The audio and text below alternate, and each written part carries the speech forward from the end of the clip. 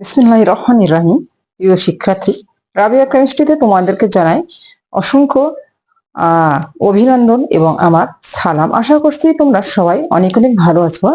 তো আজকে আমি তোমাদের জন্য তৃতীয় অধ্যায়ের চ্যাপ্টার 3 এর একটি সৃজনশীল প্রশ্ন নিয়ে উপস্থিত হয়েছি। এটি হচ্ছে একটি বোর্ড কোশ্চেন, যশোর বোর্ড 2021। আমি এখানে প্রশ্নটি দিয়ে রেখেছি। তো এখানে তোমরা দেখতেই পাচ্ছ উদ্দীপকে একটি পরমাণু গঠন এবং প্রশ্ন কয়ে বলা হয়েছে পারমাণবিক সংখ্যা কাকে বলে, ক্ষয়ে বলা হয়েছে 4h অপেক্ষা 3d অরবিটালের শক্তি বেশি ব্যাখ্যা করতে হবে। গয়ে বলা হয়েছে উদ্দীপকের চিত্রের মৌলের সর্বশেষ ইলেকট্রনের কৌণিক ভরবেগ নির্ণয় করতে হবে। ঘয়ে বলা হয়েছে কিছু সীমাবদ্ধতা থাকা সত্ত্বেও উদ্দীপকের পরমাণু মডেলটি পরমাণুর গঠন ব্যাখ্যায় অধিকতর গ্রহণযোগ্য বিশ্লেষণ করতে হবে। তো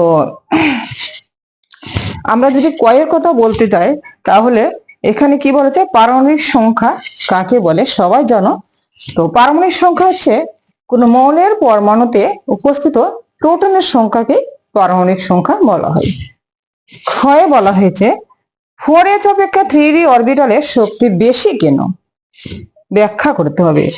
তো শক্তি কম বেশি আসলে শক্তিটা মানে অরবিটাল শক্তিটা নির্ভর করে n প্লাস এল এর মানের উপর। n আর এল বা কি তা আমাদেরকে অবশ্যই জানতে হবে। n মানে শক্তি স্তর আর এল মানে উপশক্তি স্তর। মানে n দ্বারা শক্তি স্তর বোঝানো হয় এবং এল দ্বারা উপশক্তি স্তর। আর এই শক্তিটা নির্ভর করে মানে অরবিটালের শক্তিটা কম বেশি কোনটা কম কোনটা বেশিটা নির্ভর করে এন আর এল এর মানের উপর। তাহলে দেখা যাক কিভাবে। ক্ষয়ের অ্যান্সার যদি আমরা করতে চাই তাহলে যেমন আমি বললাম যে এন প্লাস এল এর মানের উপর শক্তি অরবিটাল শক্তি নির্ভর করে। তাহলে এন শক্তি স্তর, এল হচ্ছে উপশক্তি স্তর। এস উপশক্তি স্তর যেমন এস উপশক্তি স্তরে এল ইকুয়াল টু 0 হয়। এস উপশক্তি স্তরে এস উপশক্তি স্তরে এল ইকুয়াল টু 0 হয়। আবার পি উপশক্তি স্তরে এল ইকুয়াল টু 1 হয়। ডি উপশক্তি স্তরে এল ইকুয়াল টু 2 হয়। এফ উপশক্তি স্তরে এল ইকুয়াল টু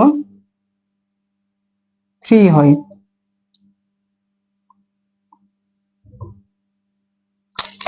তো এই হচ্ছে এস উপশক্তি স্তরে কি হয়, এল ইকুয়াল টু 0 হয়, পি তে এল ইকুয়াল টু 1 হয়, ডি তে এল ইকুয়াল টু 2 হয়, F A L equal to 3 হয়। কেন লিখলাম, কেন আমাদের দরকার এন আর এল এর মানে। তো আমরা 4s এবং 3d এর শক্তি যদি নির্ণয় করতে যাই তাহলে আমাদের এই দুইটা আমাদের লাগছে। তাহলে 4s এর কথা আমরা যদি চিন্তা করি,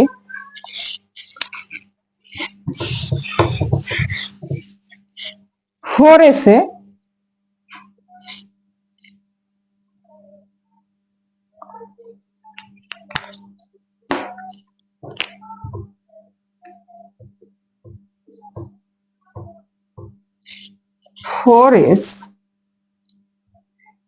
সমান এন হচ্ছে শক্তি স্তর।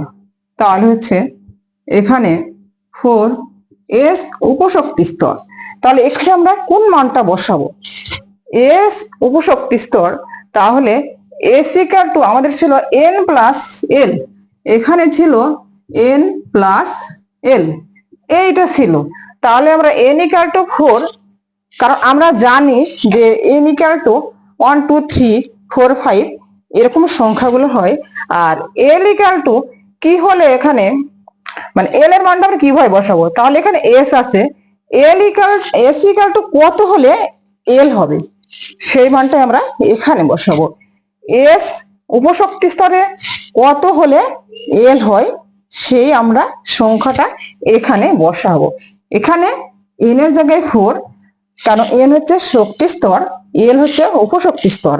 তাহলে আমরা এস আছে, এস ইকাল টু 0 হলে মানে এল ইকাল টু 0 হলে এস হয়, তাহলে এখানে আমরা 0 বসাবো।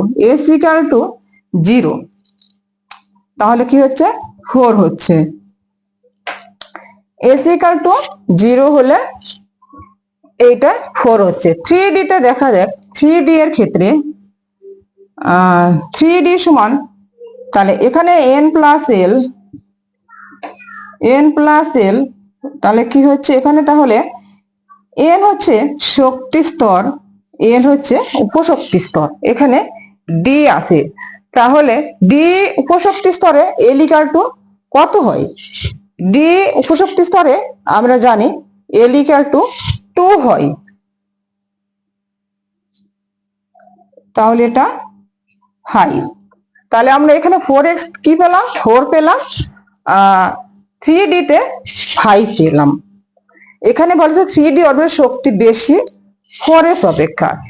কিভাবে আমরা বেশি বুঝবো, যে এই যে 4s এবং 3D এর মধ্যে যে অরবিটালের মান বেশি তার শক্তি বেশি, এবং যে অরবিটালের মান কম তার শক্তি কম। তাহলে আমরা দেখতেই পাচ্ছি এখানে 4s এবং 3D অরবিটাল দ্বয়ের মধ্যে 3D এর মান বেশি, তাহলে স্পষ্ট বলতে পারি 4s অপেক্ষা 3D এর শক্তি বেশি, কেননা এর মান বেশি। আর এখানে এই জন্যই 4s অপেক্ষা 3D এর শক্তি বেশি, যেহেতু মান বেশি। তাহলে আমরা অবশ্যই বুঝতে পেরেছি যে 4s অপেক্ষা 3D অরবিটালের শক্তি বেশি। কেননা অরবিটালের শক্তি নির্ভর করে এন এবং এল এর মানের উপর। এন হচ্ছে শক্তি স্তর, এল হচ্ছে উপশক্তি স্তর। এন প্লাস এল এর মানটা আমরা বের করে যে অরবিটালের মান বেশি তার শক্তি বেশি, এবং যে অরবিটালে মান কম হয় তার শক্তি কম, এইভাবে আমরা এটা ব্যাখ্যা করতে পারবো। আশা করছি বুঝতে পেরেছ। তো এবার আমরা দেখি গয়ে কি বলেছে। গয়ে বলা হয়েছে উদ্দীপকের চিত্রের মৌলের সর্বশেষ ইলেকট্রনের কৌণিক ভরবেগ নির্ণয় করতে হবে।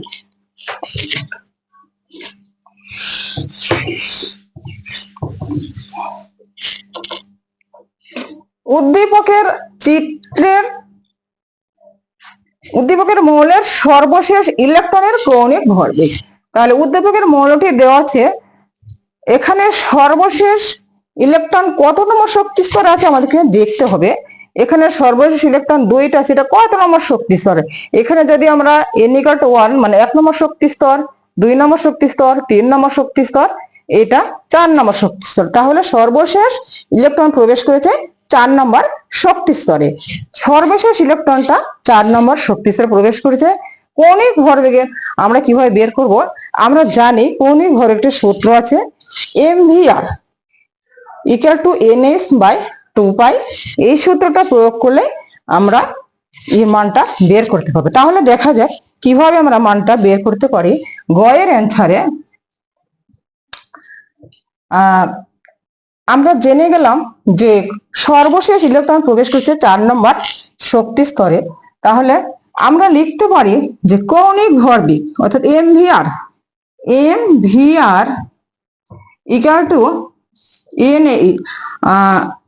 nh/2π।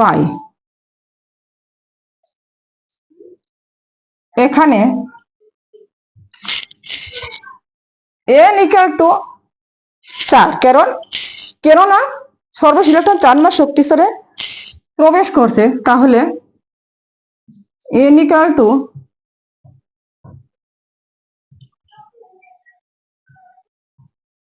4।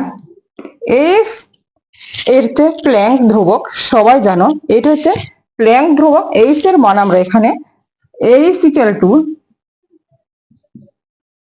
6.626 × 10 ইনভার্স 34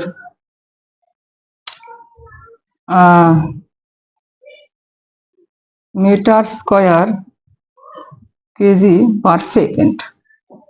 আচ্ছা, পাই। তাহলে এমভিআর কৌণিক ভরবেগ এমভিআর ইকুয়াল টু কি হবে?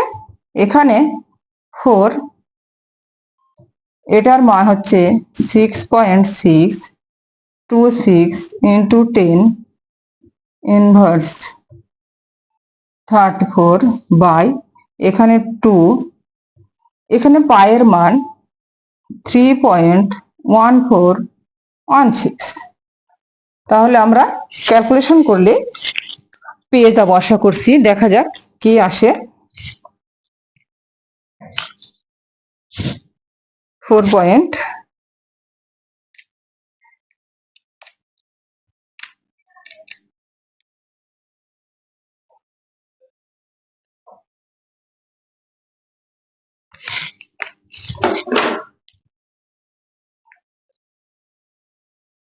তাহলে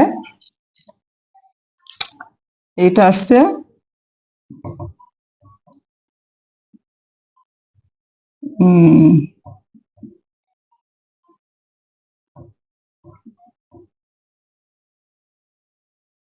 এটা হচ্ছে কৌণিক ভরবেগ। তাহলে সর্বশেষ ইলেকট্রনের উদ্দীপকের মৌলটির কৌণিক ভরবেগ আমরা এইভাবে বের করতে পারি। সর্বশেষ আরো কথা, এখানে যদি বলা হতো 3 নম্বর শক্তি স্তরের কৌণিক ভরবেগ, তাহলে আমরা কি করতাম? সিম্পল। তাহলে কি করতাম আমরা? 3 নম্বর মানে কি n ইকুয়াল টু 3, n এর মান 3 হতো, কারণ 3 নম্বর মানে 3 নম্বর শক্তি স্তর। 2 নম্বর বললে n এর মান 2 হতো। যদি আরো শক্তি স্তর থাকতো, যদি বলা হতো 5 নম্বর, তাহলে n এর মান, অর্থাৎ n এর মানটা কম বেশি হতো, এটাই। তাহলে আমরা আশা করছি এইভাবে আমরা বের করতে পারবো কৌণিক ভরবেগ। মৌলের কৌণিক ভরবেগ আমরা এইভাবে বের করতে পারবো। আশা করছি এখানে কারো কোনো ত্রুটি থাকার কোনো অবকাশ নেই, কারণ এটা একটা সিম্পল জিনিস এবং সবারই বোঝার কথা। আশা করছি সবাই বুঝতে পেরেছো। তো তাহলে এবার যাওয়া যাক ঘয়ে। ঘয়ে কি কথা বলা হয়েছে? ঘয়ে কি বলা হয়েছে দেখো, কিছু সীমাবদ্ধতা থাকা সত্ত্বেও উদ্দীপকের পরমাণু মডেলটি পরমাণুর গঠন ব্যাখ্যায় অধিকতর গ্রহণযোগ্য। বিশ্লেষণ কর। উদ্দীপকের পরমাণু মডেলটি মানে কি? বোরের পরমাণু মডেল। তো এই মডেলটি অধিকতর গ্রহণযোগ্য কেন, এইটা বিশ্লেষণ করতে হবে। তো এখানে কিছু কথা, যেমন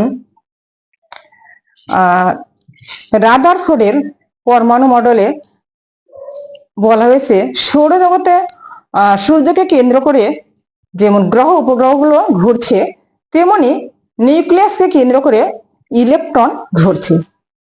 কিন্তু এখানে ইলেকট্রনের শক্তি স্তরের আকার সম্পর্কে কোনো ধারণা দেওয়া হয়নি। তবে বোরের পরমাণু মডেলে ইলেকট্রনের শক্তি স্তরের আকার সম্পর্কে বলা হয়েছে বোরের পরমাণু মডেলে ইলেকট্রনের শক্তি স্তরগুলো বৃত্তাকার। আবার